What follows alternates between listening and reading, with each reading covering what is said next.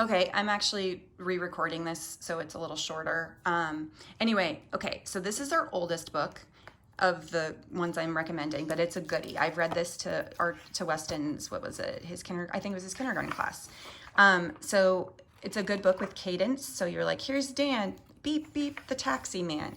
Go into the show and picking up the band. Climb inside while you still can with Dan. Beep, beep, the taxi man. And you get them involved by pointing to them. And when you tell them ahead of time, of course, when I point to you, you guys say beep, beep. But then, of course, you only say it twice, because if you say more than that, I have to stop. You don't want it to get too crazy. Essentially, he's going around town picking up these different musicians, and there's a lot of onomatopoeias with their instruments, like squeeba-dee-dee, squeeba-dee-doo, and you can make up your own rhythm, of course. And he picks up all these people around town, and then at the end, they realize they're missing him on stage, so they go get Dan, the taxi man. Anyway, so that's Dan the Taxi Man. Can I Join Your Club would be probably the teacher's pick. It's about inclusivity. You teach them at the beginning that they're going to be filling out applications to join this club. Not they as in the kids, but the animals.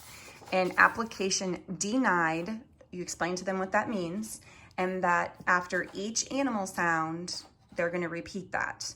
There's a good way to go about doing that. So once you read it all, you'll kind of understand how to do that. But so essentially, this duck is going around to these clubs trying to get in. Well, he's got to have these qualifications, and he fails them all. So they always say application denied, and the kids will say that with you after the first or second time.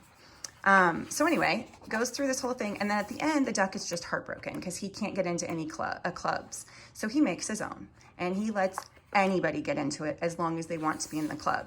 And he says, application approved. And it's just a good feel-good story about friendship and why we want to include everybody, because then you'll have more friends. Upside Down Sid is brand new. It is a goofy story about this guy, Sid, who can only walk upside down. And he goes to all these different places. If you have a kid question you about, because Weston did, well then Mom, how does he get out of any buildings if there's nowhere over here to walk upside down? I just said, you just have to pretend and be silly. So essentially he's going through life upside down, and he's lonely because nobody can do anything with him. He can't do the same things others do. He gets these neighbors at the end who then, they end up throwing him a party. And they put everything on the ceiling for him so they can celebrate and hang out with him. It's a good story also about kind of being good friends with people that have something different than them, and you just work around them and help them feel welcome. This one is probably my top pick in terms of it gets them going and excited. It's a call and response book. You tell them the rules as you go. And it's interactive. You got to wait for them to respond. When they see things, they're going to do things, and when they hear things, they're going to do things.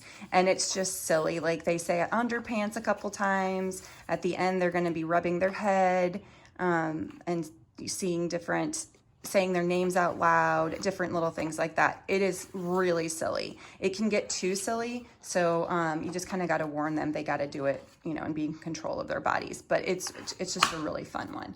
But yeah, so I would say top two picks would be these two, but the other two are also awesome.